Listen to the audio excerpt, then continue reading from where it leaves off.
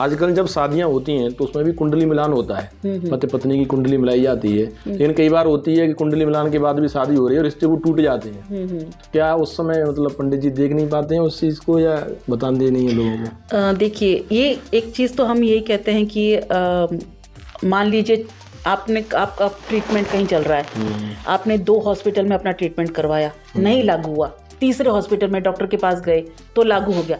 इसका अर्थ ये नहीं कि उन 2 डॉक्टर ने MBBS नहीं किया है या उन्होंने अपनी डॉक्टरेट की पढ़ाई में कोई कमी रखी है।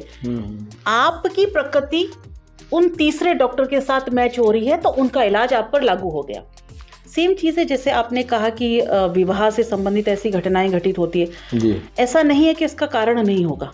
पहला कारण अगर सीधे सीधे ये कि आपका बिल्कुल ही अनबन हो गई और बिल्कुल ही रिश्ता नहीं चल पा रहा है, या बहुत बड़े पारिवारिक एक जो होता है ना कि भी बहुत ज्यादा अनबन के साथ में किसी चीजें हो रही है तो उसका कारण कुंडली में होगा।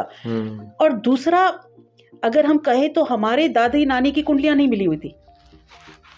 दादा नानी के वहां अगर हम देखें जाए तो वहां कुंडलियां मिलान नहीं होता था, लेकिन वहां एक संयम था, परिवार को निभाने का एक संयम होता था।